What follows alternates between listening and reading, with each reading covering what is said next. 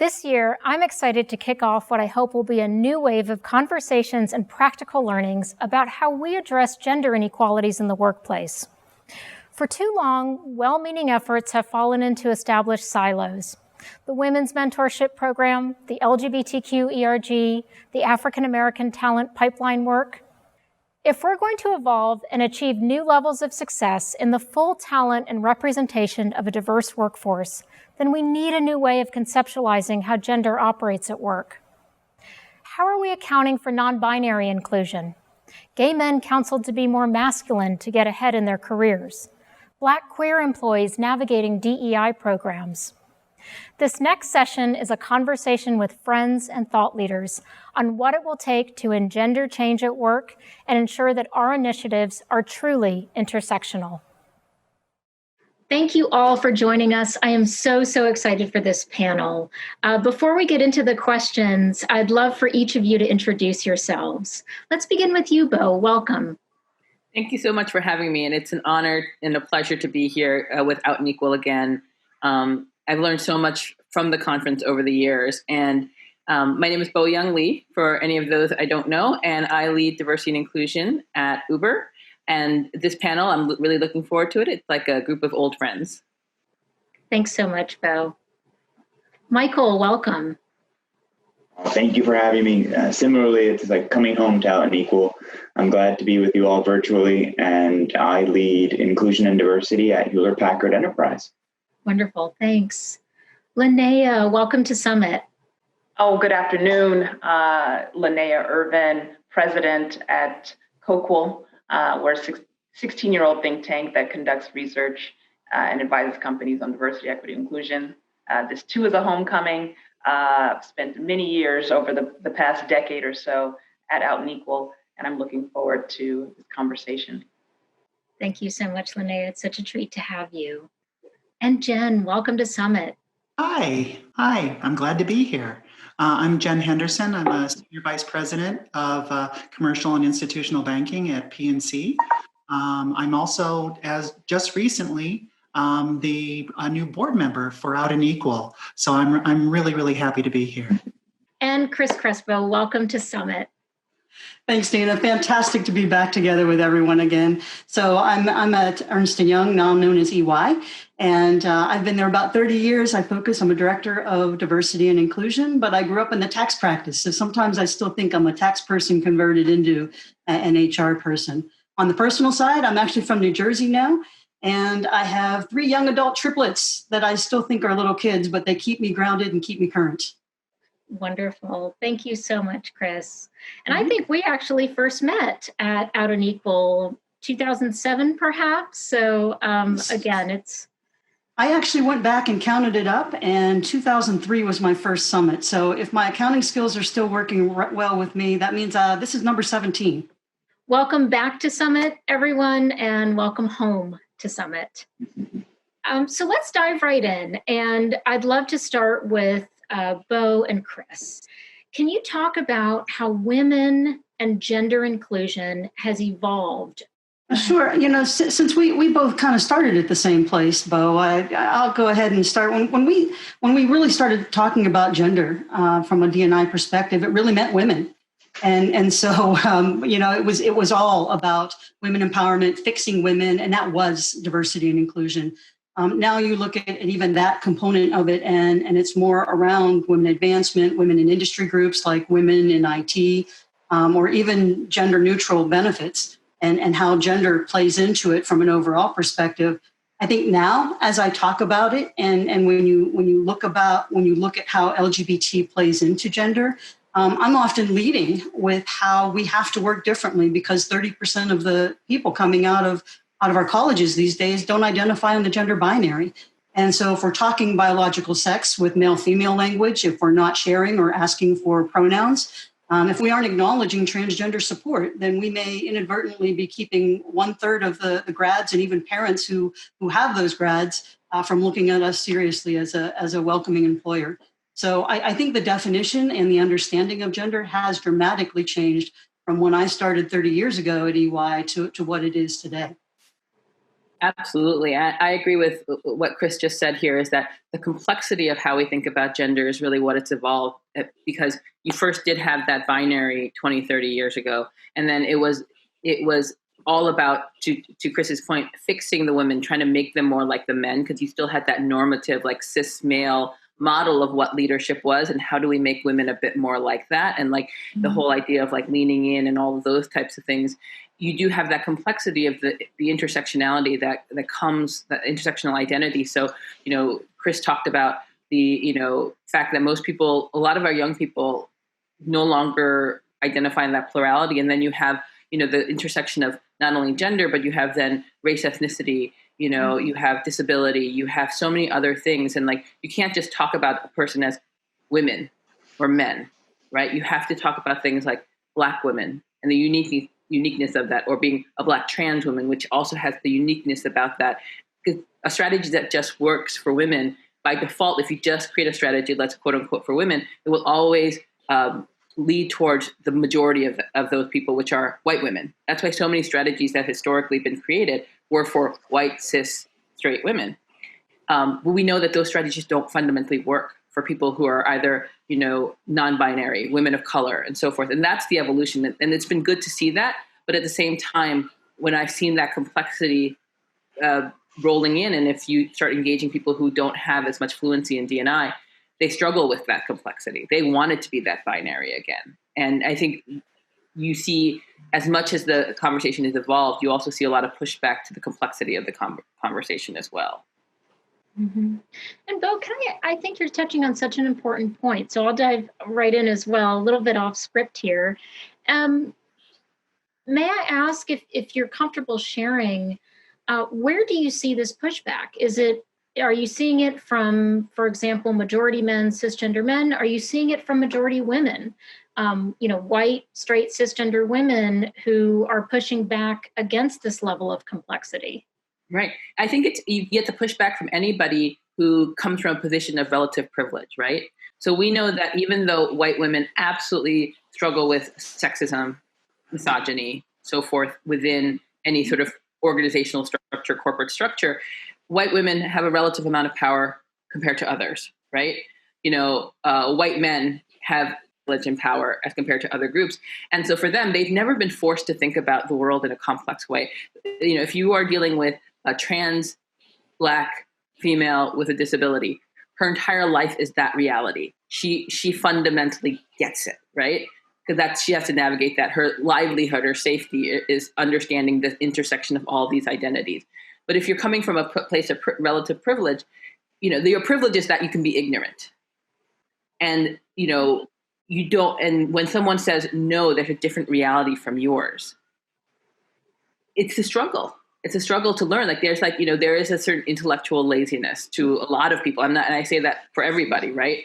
Mm-hmm. I'm an American, and that's a fundamentally privileged place to be, even though I have multiple things like my gender, my immigration status, my race, ethnicity that make me a minority. Being an American is fundamentally a privileged position in the world, and I don't want to be forced to acknowledge that. Same thing, anyone who comes from a relative place of privilege, if you're a cis white female, if you're a cis white male, you can live a world with a relative amount of like ignorance to the reality of everybody else, and it's painful to go through that process. And so I think the resistance comes from anybody who comes from a place of privilege. But I'm going to say it is the complexity, like you said, that sometimes makes it a journey for some of us. I mean, I easily identified as lesbian from a young age. Yeah. But then as I started becoming more and more aware of people around me, different identities and how that impacted me, I identify as non-binary now. But can I be a lesbian if I'm non-binary? Because lesbian means same-sex loving for women. It gets really complex. So I love it when they have these gender reveal parties. It's like, if only it was that easy to just reveal a gender, right? Right. Because the interaction of how orientation plays off of gender as well gets complicated too. Yeah, it's interesting. I mean, you're 100% right. I myself, right, I've gone through the journey where I call myself a cisgender, gender nonconforming female. Like my gender expression is so nonconforming to like the binary female, and it throws people off. And I remember the first time I was pregnant with my first child, And I guess I just didn't talk that much about my life. And I was telling people I got pregnant, and they were like, "Oh, how?" And I was like, "I had sex with my husband." And they're like, "Wait, you have a husband?" I'm like, "Yes, I have a husband." They're like, "Oh, we thought you were a lesbian." And I'm like, "Why would you ever assume that?" But it's interesting. Like, and I myself have like come out as like gender expression nonconforming, even though I'm fully like identify as cis. I fully identify as straight. So it's interesting how the complexity is fundamentally good, I think. Thanks so much. And I think, Bo, you just illuminated such a powerful point with your personal story, which is that in a lot of workplaces still, folks collapse gender identity, gender expression, and sexual orientation. And it does a disservice to the whole conversation about gender diversity, not just what makes us unique, but also where our commonalities are. So thanks for illuminating that. On this initial question of the evolution of gender and women as organizing principles of inclusion, I would love to hear from Michael and Linnea, who have also, of course, been steeped in this field for some time. Michael, you want to start with what you have seen evolve in the course of your career, and then we'll go to Linnea? Well, similar to Bo and Chris, the change has been quite adamant, right, around sort of binary thinking, and then evolving into gender as an expression and expanding of the topic. But in addition, I wanted to point out the importance of including and deliberately including cisgender females, because the data is real. And so in that same time period, what has happened is that the majority of chief human resource officers are now female. Now, it's the only C-level position where that can make the case, right? So there's a lot more to work from a gender perspective. But the reality is, and I think, Bo, you picked up on it, there is a measure of power and privilege, and particularly in the field that impacts all of us around policies, practices, and processes that create equitable workplaces for all marginalized communities. So not in deliberately thinking about how to include cisgender straight females into the conversation is a miss, because there are these pressures to simplify. And I think organizationally, we face this challenge around, I can't do everything, so let's focus our energy. So I think this conversation is spot on, because there needs to be a deliberate action to invite them to the table. Thanks so much, Michael. Linnea. It's interesting because, the pressure to simplify, as Michael puts it, has always existed, right? Bo's talking about the pushback on complexity. And I mean, that pushback comes from discomfort, right? I mean, comfort is privilege, right? In a lot of ways. And so now we find, a kind of generation of talent that is approaching their identities in a way that's far more expansive, right? When I think about, we can all think back to this. Chris talked about from identifying as lesbian to now non-binary. Non-binary visibility is increasing in corporate spaces, but in the past there was tremendous, at least demands for me to cover, right? And so that may have lessened over time. But when I think about my career journey in general, and I talk about this often, being aware of my kind of positionality as a Black, female-bodied, out queer person, right, on Wall Street, and then in venture-backed startup world, and over time, again, having a tremendous amount of privilege and access, many of us positioned to, be able to influence and disrupt corporate spaces, but then still knowing that we're going to be discounted in some of the spaces that we enter, some of the spaces that we occupy. And so you think about the degree of complexity, the binary, and if we were to break that down, as it does break down, the construct itself, I think that fragility scares people, right? Because it's a lot easier for you to hold fast to what access and privilege you have than to, have whatever foundation you're standing on a road, because in some cases it actually invalidates the way you've oriented yourself in a corporate space for a very long time, right? And I think what is good, what I have seen kind of change or shift, is this at least attempt within corporate America to take a more intersectional view of D&I efforts in general, right? And to the benefit of Black women, Latina women, Asian women, transgender, non-conforming folks in the workplace. I know what it's like to be the only Black body in the room, to be the only female body person of my title on a desk, right? And then when you begin managing teams, right, then you realize, wait, this might be the first time the individuals in my reporting line have ever reported to a Black person or ever been led by a female-bodied person, right? And that shapes your interactions. And so I think, and it requires a heightened awareness of around how we cultivate culture, how we anchor our interactions in a way that is beyond just managing a book of business, right? It's managing lack of exposure and bias. And I think when you end up disrupting the gender binary, for some, I think that puts them on less solid footing, because it's a lot easier, to be able to categorize, the headwinds, the opportunities for advancement and engagement of key cohorts when you're not living, and when you do have these constructs that you can just hold close and organize around. Thanks so much, Linnea. You started to talk about your identity and your professional journey. Mm-hmm. I'm wondering if you can tell us a bit more. Particularly curious, as you evolved in your professional trajectory, were there elements of your identity that about which you felt more empowered, sort of the higher level you got, and could be more authentic in your leadership? It's interesting too, because yes, there was a tremendous amount of covering, and early on, many young professionals or those emerging in their careers, you're focused on output, right? You're focused on offering meaningful contributions to the organization.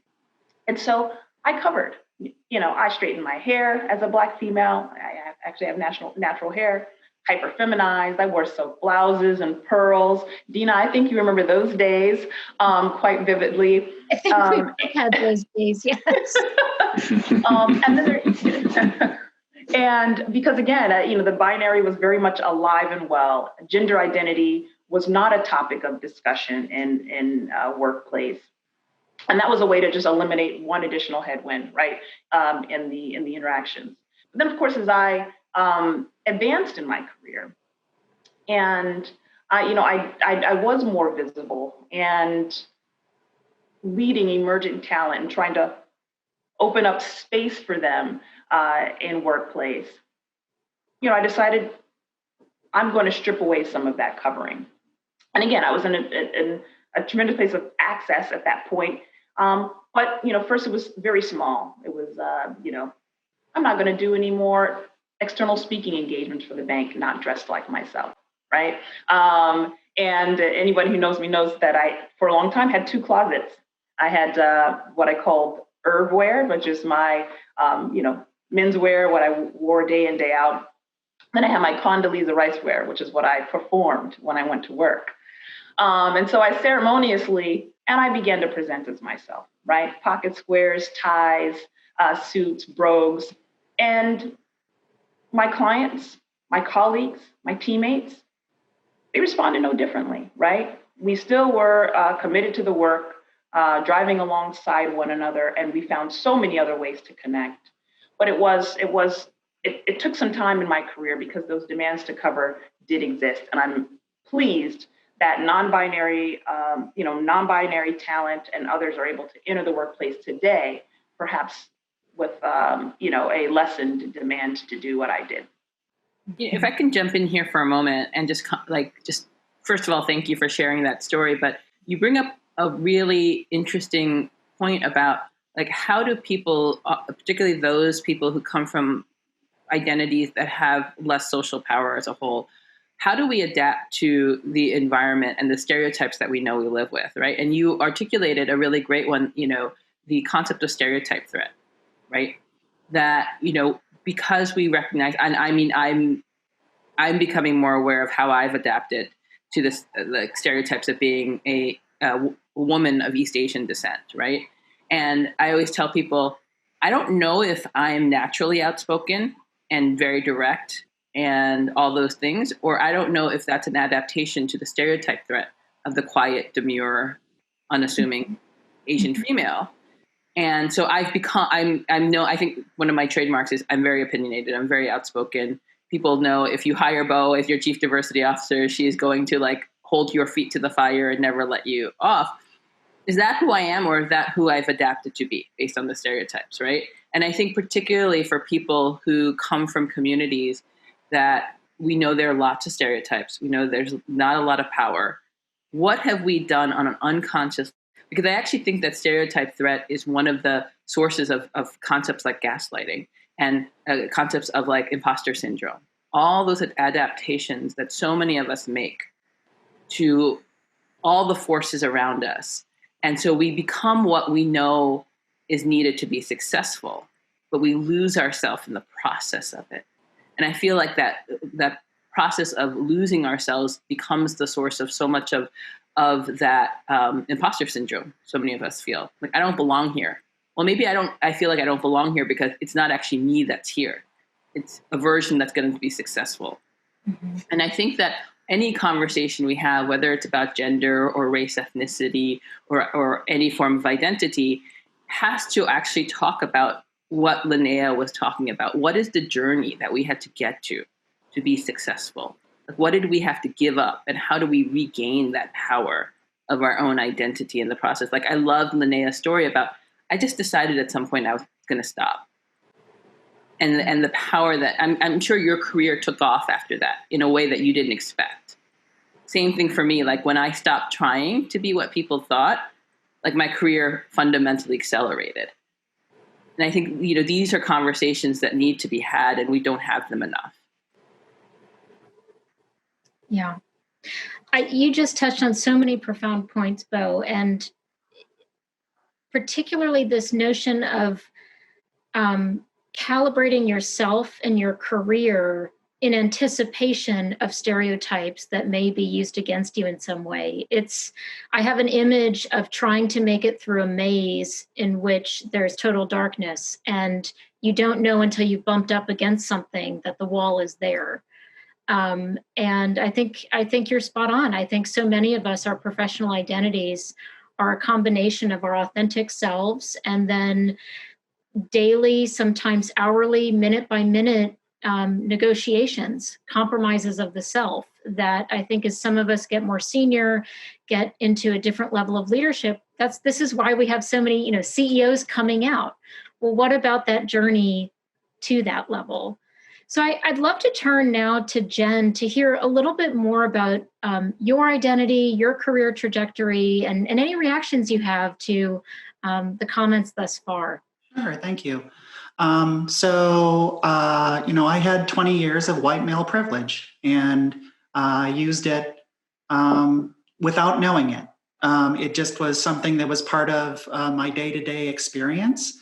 But being a trans person and knowing that part of myself that I hadn't expressed yet, you did recognize that in the field that I'm in, which is technology, it's not even. It really isn't. I mean, I believe something like 48% of the population are working women, but only 25% or less are in technology. And I mean, all you have to do is look at the Fortune 500 or the FANG stocks. If you're not in technology, you're at a disadvantage. You really are. Now, there's a lot of other jobs, but still, that's a great way of building a career and being important to your company. So, when I transitioned 6 or 7 years ago at this point, putting together how we would do it and what would be the methodology behind it, because I was a leader at a company where it was going to be something very public, was the whole concept of honoring the dignity of everybody in, not just the individual who's transitioning, but recognizing that the people around them had to transition as well, because they were seeing you now with not covering, with a different light. And that could be very difficult for people. There were quite a few conversations. I remember speaking to some women at my company, and they were like, why would you do this? And I was like, what are you talking about? It's who I am. And they're like, yeah, but you're giving up so much. And I was like, whoa, okay, let's have conversations about that and why that's the case. So with me and the roles that I've had, I've tried to show that the femininity or being a woman is not a weakness. It's actually a strength in certain ways, but you've got to fight those stereotypes. Another little anecdote was just literally like a couple of weeks ago, I was having lunch with a friend of mine, and we both happen to be trans. And it's not a dirty secret to talk about the fact that, passing is something a lot of trans people worry about. And, we were talking about it, and her comment was, your only tell that you're trans is you're too confident, that's a masculine trait. And I was like, that's one of the saddest things I've ever heard, that having a sense of confidence is something that you haven't experienced in other women in your life or as role models. And so that stereotype of, always taking the second position or supporting the rest of the organization, that you can't be that leader, that you can't have a sense of confidence in yourself. I just can't see how we can move forward if we can't pull that down as a stereotype. Mm-hmm. Mm-hmm. Thank you so much, Jen. I want to move us a little bit into the application of the concepts that we've been talking about. I think that we have a deep appreciation for complexity and intersectionality as people in dialogue here today. And then as DEI practitioners or those in other leadership roles, we turn to some of our tried and true structures, and they're pretty much single identity organizations. So what I mean by that is we are talking about, as Bo mentioned, to talk about quote unquote women often has an invisible parentheses in front of it that means cisgender, white, able-bodied women. And so within an organization, you have a women's ERG, you have an LGBTQ ERG, you may have one that speaks to younger workers. What is the path forward to reconcile this very nuanced understanding that I think so many of us have come to around identity with these tried and true organizational structures, such as ERGs, self-ID efforts, even the role of a chief diversity officer? I think with that, I'd love to start with you, Michael, and then start to go around the table. Yeah, it's a issue that we've been facing, right, for a few years now. And we've had some companies experiment here around ERGs and whether the ERG structure is still relevant, or BRGs. And particularly at this time, having been through the most significant crisis probably since the civil rights era, and I'd argue that we're still in, I've been wrestling with this, quite honestly, because up until that point, I'm just going to be really candid here, I was always sort of the mindset and heading down a path where, hey, it was really about inclusion, expand the tent, it's about everyone. And this period has made me very introspective and said, have I been part of the problem? Have I been part of the problem around creating such an expansive tent that we don't create the space to have the tough conversation for specific diverse communities that we know have been marginalized to a point where they're not making progress? And all the data suggests that. Let's just be candid. And so where I'm at today is I think that the ERG structure and the notion of organizing around identity is something that is valued. But it's an and, it's not an or. And so what I mean by that is that these groups have a responsibility to partner with other groups. And I think as D&I practitioners, it's my responsibility to create the structures and reinforcement mechanisms to encourage that. Our ERGs have a responsibility to have a certain percent of their programming be cross BRG. So that way we're seeding some dialogue together. And this is a fine point because we can't force collaboration, but we can create the mechanisms to incentivize groups to come together so that they start to discover their intersectional approaches and start to explore that in an organic way. And I think we have to do that without losing focus that, let's just be candid, we need to focus on Black and brown representation. And that is ever more important today as it was yesterday. And if we've been part of the issue that has resulted in this situation, then we need to course correct. Thank you, Michael. I see energy coming from several of you. Who would like to jump in next? Chris or Linnea, perhaps? You know, I'll always jump in. Sure. From an ERG BRG perspective, I mean, this is one from the beginning when we started our LGBT program. Even Allies was a huge piece of what we did, and that concept never really grabbed on in the other employee resource groups. And I think we're seeing much more interest in that aspect now, and seeing and really looking to the LGBT groups to say, how have you been so successful in engaging allies and truly activating them to be supportive and helping to motivate things. So I think the ERG pieces really do play a big piece. We are seeing incredible push, and frankly, I lead our employee resource group networks. We have 300 chapters of all of them across the US and Canada. And one of the key things that we've put out is you have to have joint events every year. So much like Michael was saying, we're seeing a lot of that. You can call it the tribal need being still met by having groups being able to still come together, but in teaming with other groups, then seeing the similarities between each other, but also the differences and being able to draw those out, call those out, and work through them. So the joint events to me are the key thing around the BRGs. But I think you also need to take a look when you talk about DEI structures, really the impact of our benefits and how those structural components of those types of things also play into some of these things. So, for example, when you talk about maternity leave, you can't have maternity leave anymore. You really need to be moving more towards that parental leave. But you also have everyone asking the same questions. Will this impact my career? What do I need to worry about when I come back? How I come back? And when you can spread that empathy out around, it then starts to really help others support others as well.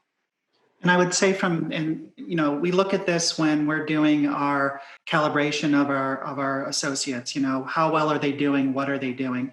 And one of the things that we actually had to put pressure on, and I have done, is that we have, leave for the birth of children. If one of my male colleagues is not taking that time, I sit down with him and go, this is a benefit we're giving you. This is something that you should take advantage of. And we can work with you on it. But at the same time, it is a fact that if your female colleagues are taking off 10 weeks, 3 months, several years out of their career, it does affect them. And therefore, trying to balance it out between the different genders that you have in your organization is extremely important so that it's not looked at a detriment to your career that you were gone for a period of time just because you decided to have children or to take care of a parent or anything else that might pull you out of the workplace. Mm-hmm. I want to touch on something that Michael said really early on about sort of his own introspection around, diversity and inclusion to a certain extent, this idea of like this big tent idea versus others. And it made me think about I think the oft, used metaphor around diversity is being invited to the party, inclusion is being asked to dance or something like that. So I think anyone who knows me knows that I have I loathe that metaphor to the umpteenth. I just think it's fundamentally problematic because it creates this fundamental hierarchy of diversity, inclusion over diversity, somehow diversity is a lesser state. And I always tell people, no, in fact, actually, if you have a lot of different people in your organization, but you don't have inclusion, you don't actually have diversity. What you have is just basic quota systems. And so I really like, this is an evolution for me. I've been doing this work for 20 years, and it's an evolution for me where I'm like, no, actually representational diversity is your goal. Like, it's truly your goal. And you should never dismiss that. Like, you should diminish the importance of representational diversity in all that we do. And, I think it's okay to have these single identity groups. Like, it's kind of goes back to like, Beverly Tatum's like book, like, why are the Black kids sitting together? Like, when you come from an identity that is marginalized in one way or another, and you are particularly underrepresented in an organization, you need that safety of otherness, right? But in the process, and I think, people are touching on this, in the process of creating that space for yourself, you don't want to exclude other people, right? Like, we know that women's groups are largely white women's groups, right? We know that as a general rule, like, people of color, gender, non-binary women don't feel safe. It's a cis, straight, white women's group.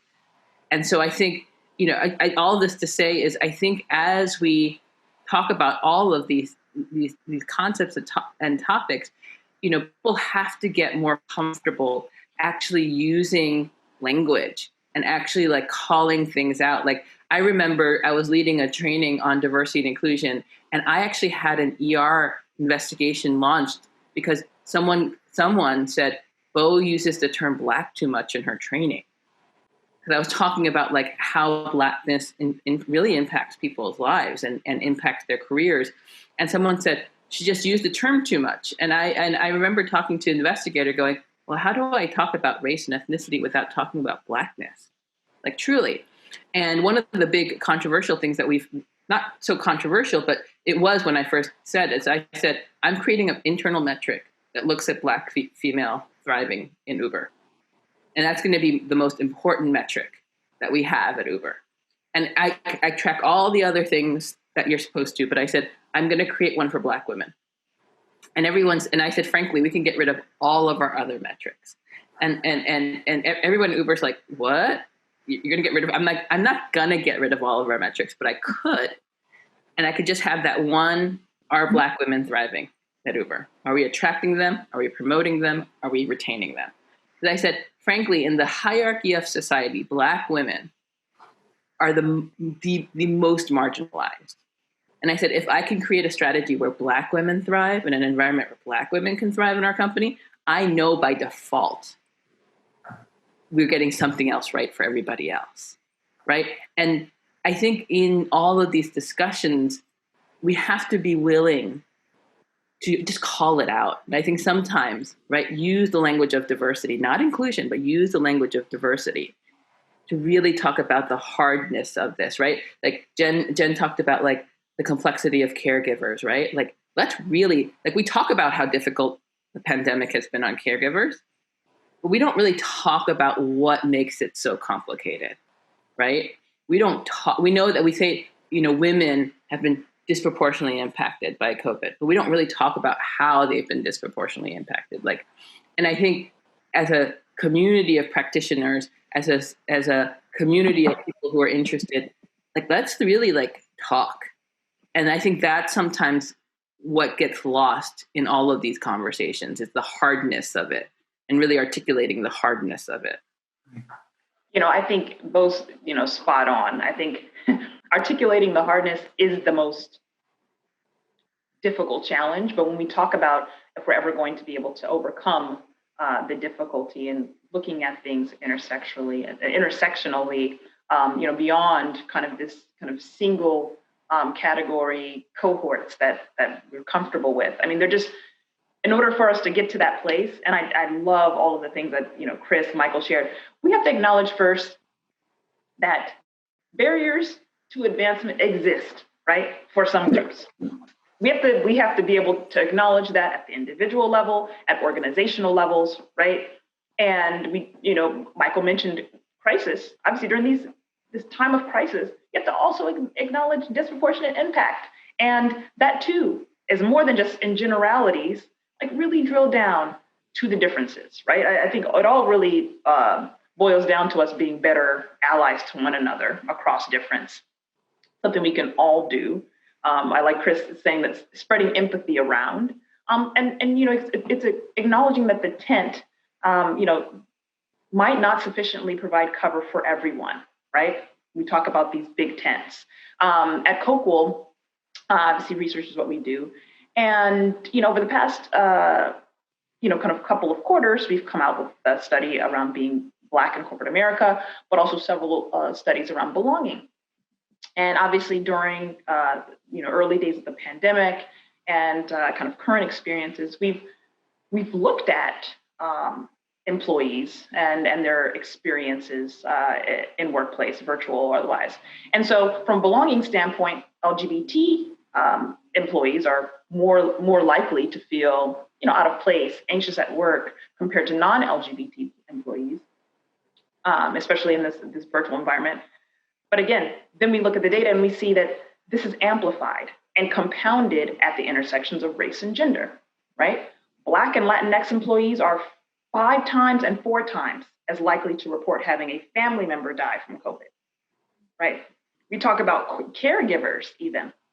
Looking at women, yes, they're disproportionate impact, but 70% of Black women said that they are doing majority of that additional load of caretaking versus 44% of white women that we looked at, right? Maybe it's, single parent homes, whatever the composition, but there are ways to drill down at the intersection to see, okay, what barriers exist to the advancement of talent? What barriers exist that, might have impact on the lived experiences of people who work? I mean, it's one of those things. Visibility is a challenge. We have to be able to admit these things. Black professionals are less likely to have access to senior executive advocates, like the end, right? We know that at Coquel in our research, we saw that 1 in 5 Black professionals say that not a single senior manager knows them by name. Manager, right? And then of course you ask, about, the envisioning someone of their race or ethnicity in a top job. Literally 1 in 5 say they could never envision a representation of themselves in the C-suite or a CEO, right? And it's one of those things where you have these intersections matter. We talk about the big tent. It is important, but at the same time, in some cases, it doesn't address, the realities that do exacerbate inequity in the workplace. And I think it's something that we need to be able to admit. We need to be able to acknowledge how, intersections of race, class, gender impact our teams, and, kind of call out what we haven't done. Yeah, I want to build on that because I think, to Bo's point and Linnea's, and really everyone's, there are proof points that, solving for the one is for the benefit of the many. And this community, and when I say this community, I mean the LGBTQ plus community that's listening to this. We have been on the front lines of that. And I'll give you a point and why I'm reassured and confident that we can take this forward. For a large part of the conversation, it was our community pushing the needle around parental leave and having a more inclusive parental leave for organizations. And inside of HPE, we've got 6-month parental leave. It's for domestic partners. It's for LGBTQ plus individuals. It benefits cisgender, straight, gay, everyone. And we really took a holistic approach. And part of that, a big part of that, just to be candid, and it's not just in our organization, in many, was because of many of you listening to this that are part of the LGBTQ plus ERG and pushing the needle. And guess what? That 6-month parental leave, 69% of men are taking it. So solving for the one benefits the many, right? It benefits for the majority and marginalized communities. We also have part-time leave. Interesting, part-time leave, when you come back, 75% women are taking it. We also have wellness programs. Every third Friday, it's up to you. Figure out what you want to do in the afternoon, and you figure out what works for you. That's, by everyone that benefits. So there is evidence that we can do this, and we can take the intersectional approach. And I'd argue that this community has been in the front lines of that many times, and we need to again be on the front lines of that. Because going back to my earlier point, you've got a majority of women in CHRO positions that are in a position of power. So including them at the table and continuing to design solutions like this, I think it will benefit. And we can't ignore the individual realities and experiences and barriers to our racial communities and other affected communities. And the other thing I would look at is what is the actual purpose of an ERG, BRG inside of an organization? You know, there is this desire to be with those that are similar to yourself. I will say, working with a lot of younger folks coming into their first or second job, they tend to shy away from them quite often because they don't want to put themselves in one individual box. They don't want to say, oh, I'm part of the women's BRG because I identify as a woman, and then I'm going to exclude all the other ones. So there's so many intersections there that they're not quite sure where to go. And for me, what I would try to work with them on is that there's this whole concept of personal brand building, whereas how many people outside of the people that I work with every single day know of me. And one of the great ways to do that is to become involved in an BRG that may not even be your own identity.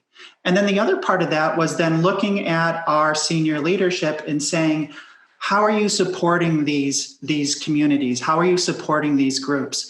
You don't have to be an African American to support the African American BRG. You don't have to be. I had lots of friends who were in the Hispanic BRG, and I loved bringing that together with the LGBTQ plus BRG because there were so many really interesting intersections there. But the leadership has to show that these are valuable, and because that way folks can say, I know that leader knows me. And it's not because of my day-to-day job. It's because we met each other at one of these ERG, BRG events. And therefore, there's additional value to start breaking down those barriers that are naturally there in a company. Thank you so much, Jen. And one of the things I so appreciate about this is we have moved into some of these very practical things that those who are attending Summit can replicate. And so to that end, I would love to hear a bit more from each of you as to how you see strategies that work when it comes to effectively engaging majority men and I think equally important majority women in these conversations. It's one thing to have a conversation about gender and intersectionality across a very diverse panel like this. How do we make this a priority for that able-bodied cisgender white man who perhaps is cowering a little bit thinking, oh gosh, here comes the blame or an assumption of privilege that I don't think I have, or maybe more generously, somebody who is well-intended but isn't necessarily going to move things off the to-do list to make this a true priority. So what are some strategies you're seeing? And certainly if you want to offer any pitfalls that you think people should avoid in engaging majority men and women in this project? So I can start off, and actually I'll start off by telling a couple of stories. So I love working with and trying to convert the toughest critic to being the best ally. That's my, if I had a magic power, that would be my power. If someone says, avoid so-and-so, I'm like, my next meeting is with so-and-so. So part of it is, for me, I've really discovered, is helping people realize that they are actually not normative. Meaning, I was having a conversation at my last organization, and I had this really well-intentioned, 50-something-year-old white, straight, cis male come to me and say, Bo, I really want to lean into diversity and inclusion, and I want to become a better champion. But he goes, at the end of the day, I'm not very diverse. And I looked at him, and at the time I was about 8 months pregnant. I was ridiculously pregnant. And I said to him, and he says to me, I don't think I'm very diverse. And he goes, and I said to him very cheekily, I go, get out of town. You're also a 41-year-old pregnant Asian American lady. And he looked at me for a second, and he didn't know what I was implying. And then I said to him, here's the thing. You don't perceive yourself as being very diverse. But to me, as a middle-aged, pregnant Korean American female, you are as strange and weird to me as I am strange and weird to you. There's nothing about you that makes sense to me. And I was being sort of hyperbolic in the way that I was putting this. But I said, you are fundamentally you don't make sense to me in the same way that I don't make sense to you. Now you have the privilege of the rest of the world being designed to validate you, right? So you don't have to see yourself as non-normative. But trust me, you are not normative, right? You just assume you are. And it was like a wake-up call for him, right? And I said, if I created a company with a bunch of 40-year-old Korean American women, do you know how out of sorts you would feel? And he was like, oh. And I go, now imagine me. He goes, how often do you talk to an Asian American female in executive positions? He goes, you're the only one. I go, exactly. Right? And so it's about having them recognize this, like the relative privilege of like this concept of normalcy. Same thing, like even at Uber, one of the very first, I have the privilege at Uber of working very closely with our CEO, Dara. And Dara will tell you, within the first maybe couple of weeks of working at Uber, I asked him in a one-on-one with him, I said, hey, Dara, how do you culturally identify? Because Dara is a very interesting person. For those who don't know, he's actually an Iranian refugee. He came to the US when he was about 13 years old, or a little bit younger than that, I think, not speaking a word of English. And so I asked Dara, I go, how do you identify, Dara? And he goes, I'm just a white man. And I looked at him and I kind of like cocked my head a bit. I'm like, is that how you really identify? And he goes, well, I pass as a white man. And I go, okay, so we've added that complexity. Like he recognizes he passes for a white man, so he has all the privileges of white malehood. But I said, because I said, in the Persian community here in the US, it's a really big controversy about how people of Iranian descent, Persian descent, identify, because some of you who are lighter skinned pass for white, some of you definitely don't. And then you get all of the racism of like being considered, an Arabic person, a Middle Easterner, all the ideas about terrorists and so forth, being Muslim, and, most Persians are not actually, follow the Islamic faith. And he goes, oh yeah, I get that. But he said, I'm a white guy. And if you spoke to Dara now and you asked him, how do you identify? He goes, I'm a Persian who has the privilege of passing for white. And that subtle difference, because he then recognizes the privileges that come with whiteness, right? That subtle difference is why Uber has been able to make this bold stances it has around anti-racism, because he's now comfortable with the complexity of race and racism and how it has impacted his life. He recognizes that. I think one of the ways that you work with people who are in the majority, who have the power, whether it's white women, cis straight white women, or men, is to give them a sense of like, to unveil how much of what they think is just the way things are is actually defined and shaped around their identity. And once they can start seeing their identity as complex, they can then understand the complexity that we're asking them to understand about us. So rather than starting with me, this sounds weird, I start with them. And I place them in the same seat that those of us who have very, intersecting identities have to deal with on an everyday basis. So at least that's the strategy that I've always adopted, and it seems to work. But I'd love to hear what others have done as well. Yeah, I'm gonna jump in here. So much of this still just comes down to the conversations. We need to be having one-on-one conversations, and sometimes that's hard. But I know when we first started our LGBT efforts at EY, our sponsor at the time actually started with a simple question to everyone that gave him trouble. And it was, if your kid came to work here at our company and were facing barriers because of who they loved, would you like that?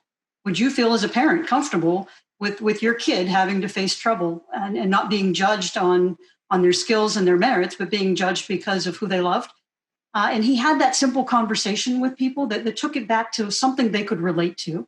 And I think we're seeing more and more of that happening in the workplace now, where just like Bo said, we're kind of breaking it down and saying everyone is unique, everyone has a superpower, everyone is special. But finding the ways to share those differences and those similarities is sometimes where we have the challenge. So we need to create those safe spaces that really allow people to be authentic, that allow people to say, hey, I'm helping to lead our LGBT efforts, but I hate pronouns because I'm non-binary, and being able to put some of that stuff out there of things that seem like the norm or like someone should be in favor of or should be challenging, but maybe are difficult, and we have the opportunity to explain why and have understanding built. I think it sounds so simple, but it's so critical. Building off that, I think in my view, there are two elements around here, and there are behavioral interventions or actions or initiatives or programs, and then there are structural. And I think in organizations, and in my role as a D&I practitioner for a company that's got 60,000+ people all over the world, I have to make the choice around how are we going to drive this through the organization? How are we going to cascade it? And absolutely, we're having more dialogue, right? We've got courageous conversations going. We're now talking about this at every all-employee meeting. It's top of mind. People are going along their own journeys, and that's wonderful. And I applaud that, and that moves organizations. But it doesn't get to the frozen middle. And so then the question is how do you get to the frozen middle? And how do you do that structurally? And so I'm a firm believer that structural and behavioral have to go hand in hand to make it sustainable. And so for us inside of HPE, it really is around embedding, and we have embedded D&I principles into our elements of leadership. And we've done it in a way that's built into the fabric. So we're not using those words because sometimes those words actually meet resistance, right, across the organization. We're also calling it out explicitly as well in certain areas, but it's woven into everything, and these are simple principles, but then the rubber meets the road around an expectation that every leader, every people leader, we will start assessing as part of their performance next year. And so we'll actually get real data around how are they performing against this objective. And I do think that that's important because you can't get around the slightly cliche, but ever more true, what gets measured gets done. And so conversation plus measurement, trusting with also, reinforcing and making sure that folks are doing what they say they're going to do is imperative. Because to Lisnea's point, you still have a vast majority of individuals that are being led by people managers that have a varying degree of responsibility who are saying, my manager didn't even mention George Floyd's killing. Why? Why didn't they realize that I was in an issue? Or my manager doesn't even feel comfortable, doesn't even know the acronym LGBTQ+. So we have to have these reinforcement mechanisms as well as the behavioral, in my view. I agree with Michael completely. In addition to, the importance of conversation and to Bo's point, I love the idea of giving them a sense of complexity around their own identities. I think ownership is absolutely critical to drive in, right? Because accountability and measurement all of a sudden become elusive when it comes to diversity, equity, inclusion, right? And so I think for majority men, and we can say majority women as well, we need to let them know that they too are a part of this movement, right? And critical partners if we're going to have, any meaningful change. At Cocoa, we recently launched a piece of research focused on majority men and their sense of belonging and views on D&I. And we grouped them into 3 archetypes: true believers, persuadables, and detractors. When I tell you a lot came up in the study, especially in the qualitative, whether it was, majority men who felt, that this work is somehow zero sum or a form of reverse discrimination, to, the persuadables who made up about 48% of the sample who just weren't sure where they fit into the narrative, right? To Bo's point, assuming that they're normative. And so this work obviously doesn't apply to them. But since we don't have time, if I were to just focus on the true believers, this is about 42% of the sample. These are majority men who say that they believe D&I is very or extremely important. They're leaning into learning. When you look at the data, though, you clearly see what doesn't work, right? We realize now that you can't really allow engagement to be an opt-in. The structural component that Michael is talking about is so important. We saw that among true believers, who we would expect to be the most engaged. There was a disconnect between what they said they believed and the actions they were willing to take, because nearly half of them had never been involved in any D&I efforts at their company. And the most common reason was lack of time. And we all know in corporate speak, that means, translates to, this is not important. And so to the extent that you can weave it into corporate culture, you can weave it into performance, so that leaders know this is a part of the remit, right? This is a core competency of leadership. I think that is when that's when we get to peak engagement, right? Goals should be set, progress should be measured, and leaders should be held accountable, just like they would for any other organizational priority. And I completely agree with that, because like you said, if you can't measurement, you can't fix it. You just can't. You need those measurements in place. And I know that quite often quotas have a dirty word attached to them, that we would somehow be trying to find people who are unqualified simply to hit those numbers. And that's simply not the case. In technology, we have this concept of the leaky pipe, which is, it's roughly 50-50 of young elementary school, middle school kids who want to be interested in STEM, science, technology, and then we start losing young women early because they don't see people like them succeeding. And if they do happen to get into business, then the number one reason why somebody then leaves corporate America is not because they want to go and have a baby, which is a common thing that you would hear. It's because they don't feel like they're getting the support nor the ability to move forward in their career in the company that they were brought into. The issue is, if I already have a small population that I'm choosing from in order to hit my goals, then I can always have the excuse of, well, you can't find them. They're just not there. They're nowhere to be found. And so, the way that I'm looking at it now is that I need to find those people that I know are smart, that are driven, that they want to succeed, and then I can teach them how to do their job. If we're always going to be like, you have to hit every checkbox for every skill and your history in the workplace, yes, it's very easy not to find that person that hits those numbers. But until you make that an impetus for leadership. And that's the thing, is go to any leader, go to any Fortune 500 leader and say, is diversity important? Do you think that is, really important for your particular business? I can't think of one that would say no, because we recognize the power of diversity. And in particular, like I'm in banking, our population should somewhat represent the populations that we serve. And so from a gender perspective, we should be somewhat even. So I had a really interesting discussion with an executive, I'm not going to say who, at a certain point saying, I'm recognizing that we're not hiring enough women, that we're not promoting enough women. I think that in order to change that leadership should be dinged if they're not hitting certain numbers, or at least moving in the right direction. And his response was, well, no, I wouldn't ding them, but I would maybe give you a boost if you did, which showed me it was not a priority. It was not something that they were interested in doing, even though D&I was a corporate pillar of ours at the time. So, I think you can, I don't want to say force it, but you can put the things in place that at least start us moving in the right direction when it comes to. Can I just jump in here, because something Jen has said, it really and I think it's very powerful what she said. This notion of people trying to defend, support D&I, but then also defend that we can't somehow lower the bar, right? And we've all, as practitioners, we all as D&I, people who care about it very deeply, we've all heard the statement, I fundamentally support D&I, but I don't want to lower the bar.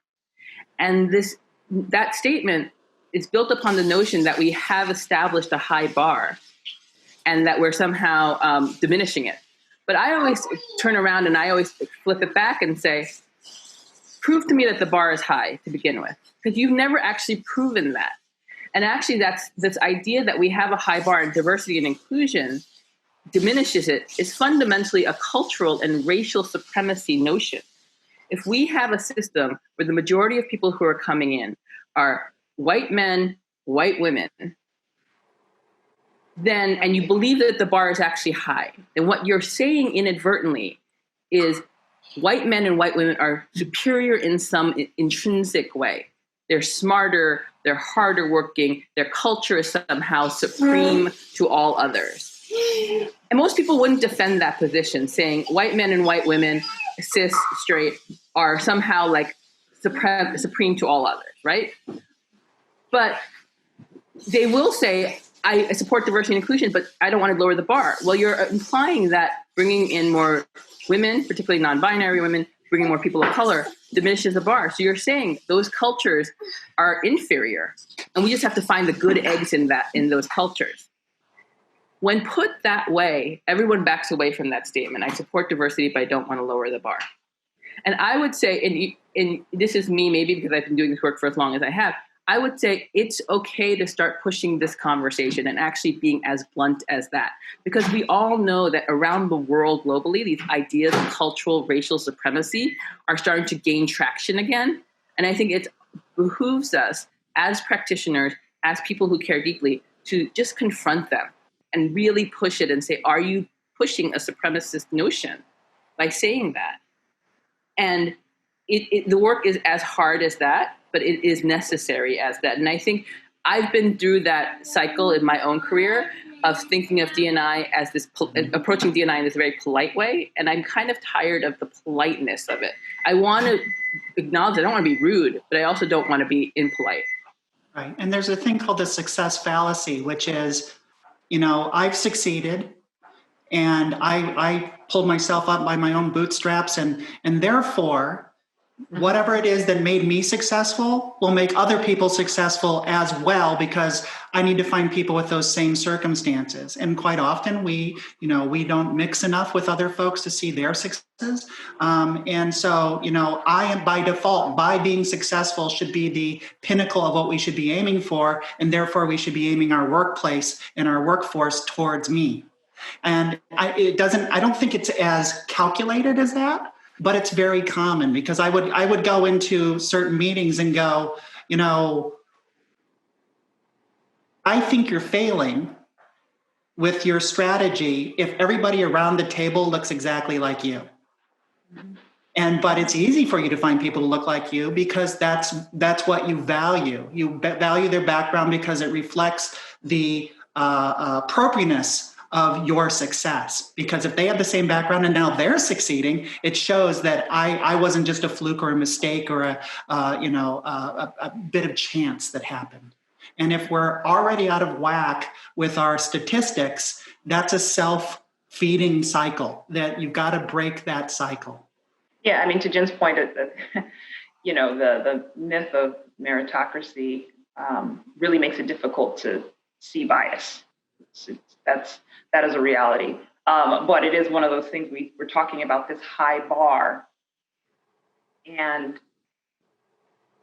I believe that the business case for diversity that I know so many leaders and, partners of mine over the years still are confronted with, it too is grounded in the belief in superiority of, white bodies, cisgendered white male bodies in business. Because again, on one hand, we all know what you need to compete in a rapidly changing business landscape. You need diversity of thought. You need dynamic athletes, and you're strategically impaired if you don't have it.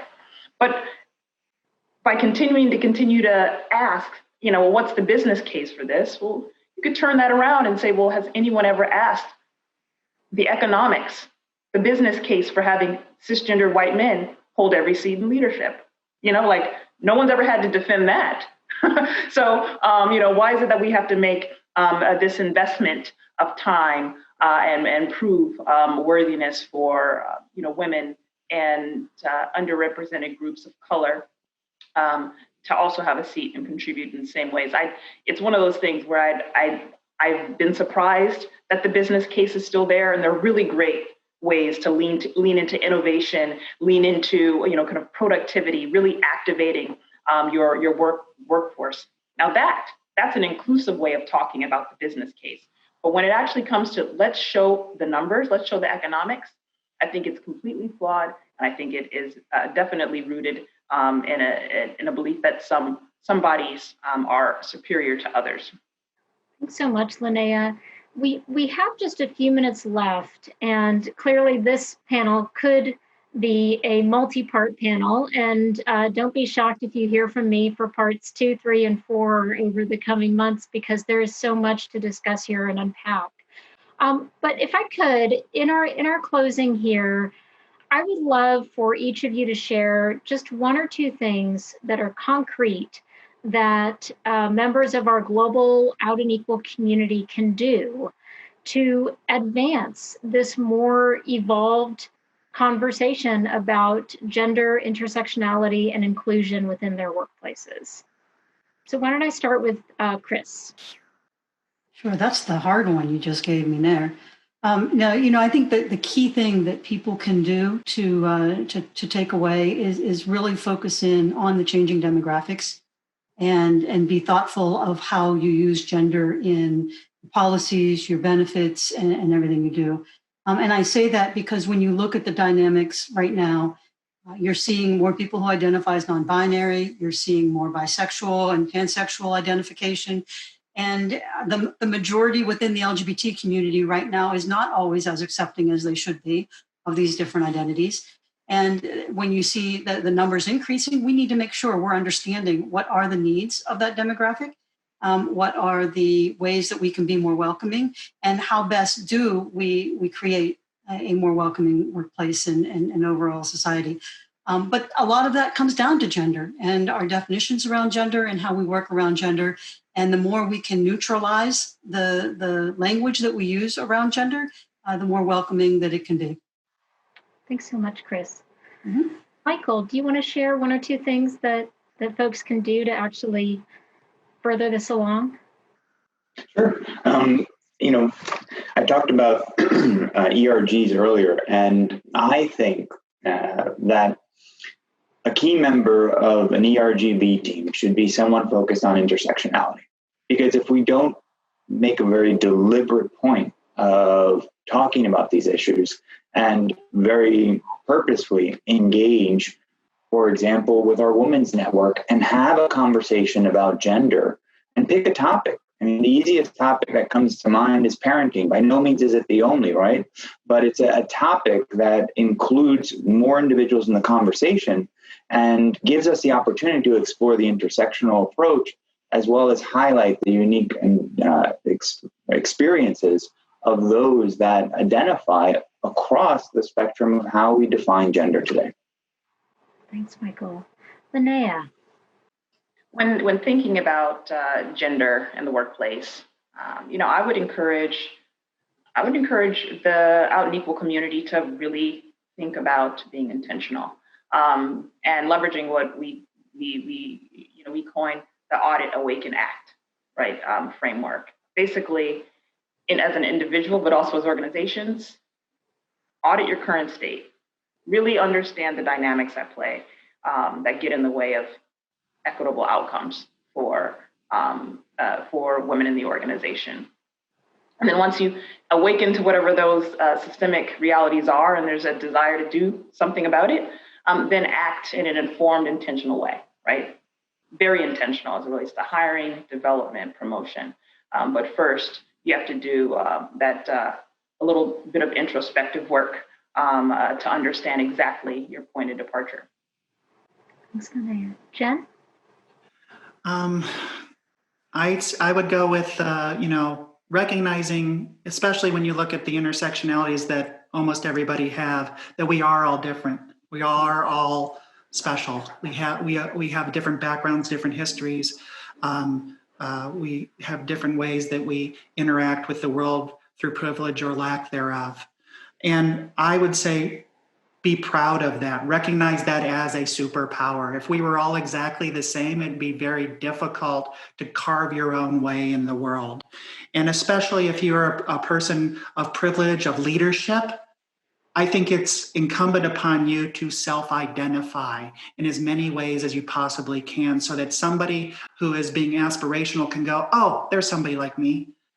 there's one chance there at least that I can work my way up and succeed in life. And the other part of that is, don't accept old excuses. Don't allow the same old excuses again and again as to why we can't accomplish our goals to stop you. Turn it around and say, we're creative. How can we accomplish this? And even if it's completely off the wall ideas, at least try those new try those new ideas. There are no bad ideas if you're trying to do the right thing.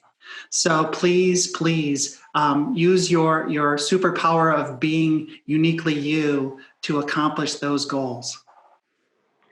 Thank you so much, Jen. And lastly, Bo. I'll keep it really easy. A lot of people have talked about representation, about self-identification. The single greatest thing that any of us can advocate for, if you're a part of a BRG, ERG, if you're a leader, is to ask your organization to expand their global self-ID. How many of you work for a company where you can self-identify based on gender identity, gender expression? How many of you work in a company where you can identify your racial identity outside of the United States? Most companies have it in the US. They don't have it anywhere because the work is too hard. How many of you have the ability to track a socioeconomic background in childhood, right? We actually, one of the earliest things I did at Uber, it took us 9 months because we had to really work rigorously to adhere to the EU privacy laws there. But we expanded our global self-ID to 8 different categories, and we asked all 8 categories in 67 countries, except for places where it's not allowable. So we asked race and ethnicity in 60 some odd countries. We asked gender identity, gender expression, sexual orientation in about 60 countries, except for the countries where it's illegal. That's the single greatest thing, because once you start getting that data, and then you can disaggregate things like engagement survey data, you can disaggregate attrition, retention, promotion by these different categories. It's a whole other world, because right now a lot of these topics around the LGBTQ community, it's easy to ignore them because there's no data. You're like, well, our LGBTQ community is feeling this well, and you're like, do you have any data to back that up other than anecdotal? But if you can actually disaggregate your engagement survey by sexual orientation and gender identity, that's a whole other ball game. So the simplest thing you can do is just advocate for an expanded GSID. Thank you so much, Bo. Thank you to this incredible panel for the insights and the great intellect and also heart that you bring to the work that you do. We are really, really fortunate to have each of you with us at Summit today. So thank you again.